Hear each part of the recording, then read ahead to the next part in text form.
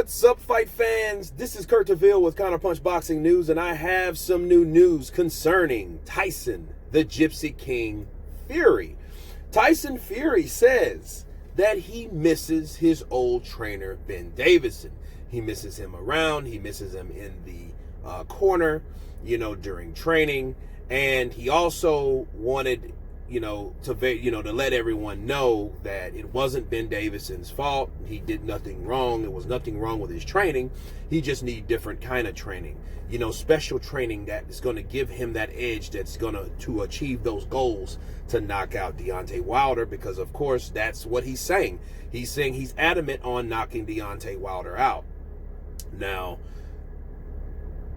thinking of that, it just hit me like a lightning bolt. Maybe that's one of the reasons that he didn't want people looking at the training or the sparring of any kind, because they're working on something they probably seen Deontay Wilder do.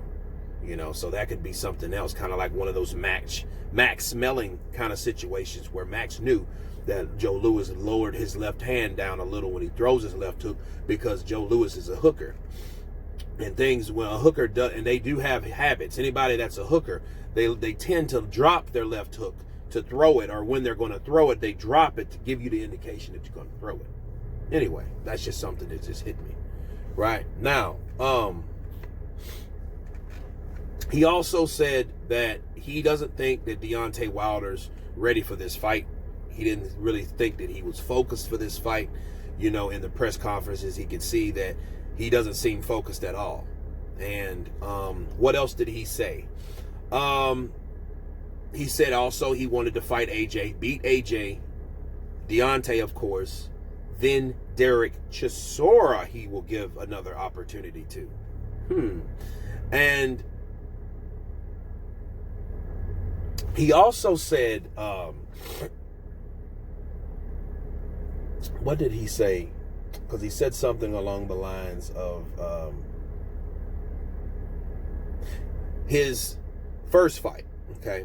The first fight that he was involved in, he said, well, obviously, if the way that I did it the first time, it wasn't going to work, and it's not going to work the second time. So I can't do the same things because the same thing didn't work for me in the first fight. Those are the words of Tyson Fury.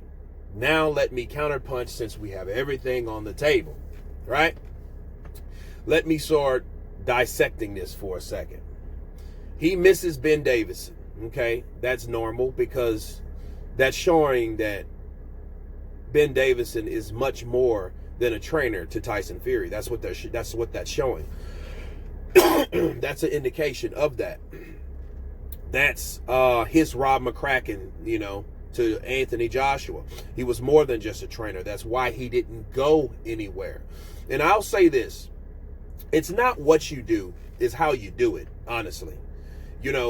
He could have got Javon Sugar Hill still, instead of leaving Ben Davison, if he wanted Ben Davison. But he did say something about schedule conflicts because Ben was busy with other things. But I don't think it would have been that difficult. Again, it's not what you do, it's how you do it. He could have had him in the corner, just like Freddie Roach and Ben Davison was there. Sure, I know that they clashed and they bumped heads. Okay, I know that. And that's going to happen when you have a lot of chiefs, right? Now, he could have laid the ground rules down, but a lot of people that think alike, that's been hired to do the same thing, you're going to get that type of situation. But, that might be one of the reasons. But if he misses Ben Davison, he should be in his corner. And since we already established that Ben Davison is much more to Tyson Fury than a trainer, he should be in his corner. This guy was with Tyson Fury when he was 400 pounds. Okay? He was with this guy when he was at his lowest, his darkest moment, right? The bottom of the barrel. He was there. So you can't just, being a trainer and just getting rid of your trainer like that, I think he should have thought that through. Did what Anthony Joshua did. Got someone else in that corner. He had Freddie Roach in that corner with Ben Davison. Right? And think about this, people. Here's the thing I want to drop on you about that. Tyson Fury suffers from mental illness, and he admits it himself. You don't get over mental illness. It's almost like being an addict of whatever. Gambling, alcohol, drugs, whatever. You always remain an addict until you die.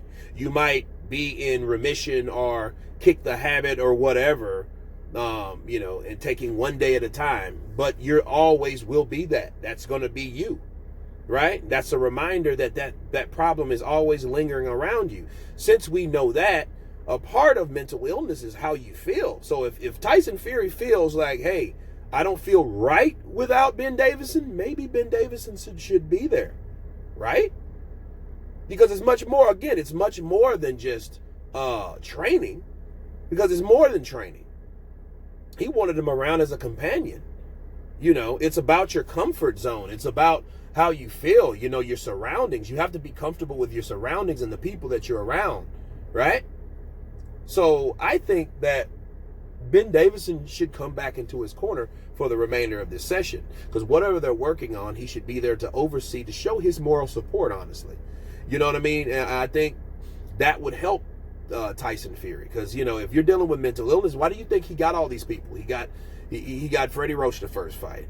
He had Ben Davison. He had his strength and conditioning. He had a lot of people around him. He had everyone that he felt that was going to make that fight better for him, right? So that's what he had, and I feel that Tyson Fury should have Ben Davison back in his corner.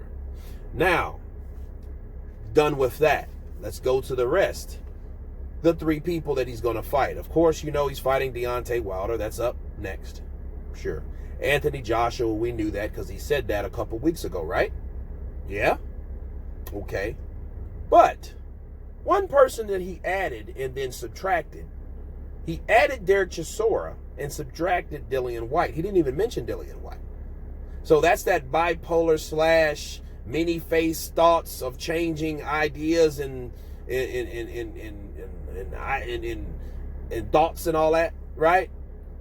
Now he's changing it up again. Like now, Chisora became Dillian White? What the hell?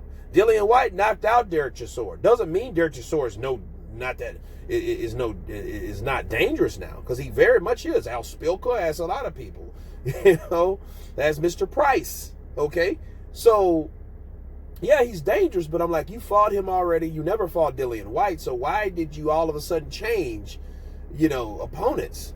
That was his hit. That was his hit list. That was Tyson Fury's hit list. And I just find that weird. But of course, who are we talking about? We're talking about Tyson, the Gypsy King, ever face changing Fury. That's who we're talking about. So, okay, he even includes Chisora, and then he replaced him because they said, well, what are you going to do after that? And he was like, that's it, I'm done. Finish my legacy strong. And I'm like, okay, you just totally forgot about Dillian White, huh? It's crazy, man. It is crazy. It's mad. But anyway, what else did he have to say? Okay. His first fight. He said his first fight, obviously it didn't work and it didn't get him the win. Well, this is what it got you. It got you a draw. Okay, so you didn't lose. So you can't say it didn't work, because if it didn't work, that means they wouldn't have gave it to you. So they weren't totally against you. There were some referees, some judges that was in your favor. You know what I mean? A lot of people would think a referee was in your favor, which I would disagree. I think Jack Reese would have done that with anybody, because that's the type of refereeing he does. And again, I have to do a referee breakdown on different referees and how they referee and the positives and and negatives and all that stuff. And I will do that. I promise. But I think that he should add a little bit more to what he has, which I think that's what he's doing. Because I don't think you can teach old dog new tricks that fast. And especially in this short time frame. Think about it. He just got with Javon Sugar Hill in beginning of January? Late December, right? So that's not enough time to really implement a different style. You know what I mean? Work on some things, sure, but, and that's cool and all. But after all, I think what worked for him is what he did in the first fight, minus the knockdowns. minus the knockdowns. Because even if you had a judge corrupt in that fight, they all couldn't be corrupt. So even if one said no or nay, I think Deontay won. Well, the other two thought Fury won, so he'd have won by a split decision, but he would have still won at the end of the day, so that didn't matter. I think Tyson Fury shouldn't really be more so fixated on the judges, because it wasn't that bad. Now, that one scorecard it was jacked up. Let's be real. That was a jacked up scorecard, but, one had it for him, the other one had it for Deontay Wilder, and the other one had it a draw. So you're looking at it, like, okay, well, who is really the culprit, right? Who is really the culprit in this situation? The culprit is the person that, I guess, voted against you and had it for the other fighter, right? But then do you want to solely base that on that? And I know the knockout is the only guaranteed way, but if that's not your style, you're going against the grain. But anyway, if he pulls it off, he's brilliant. You know what I mean? That's the legacy of the Gypsy King. But if he doesn't, the first thing people are going to say, including me, you should have stuck to the game plan that worked the first time, because he knew he can outbox him. See, he doesn't know that he can knock out Deontay Wilder. He doesn't know that. But what he does know is he can outbox the guy. He knows that. So it's for me in my counterpunch, Tyson Fury should stick with what he knows. But anyway, you guys tell me what you think about this particular interview, this video, counterpunching that interview. I will leave that link below so you guys can check that out in its entirety. Of course, please subscribe. And you guys been counterpunched. Peace.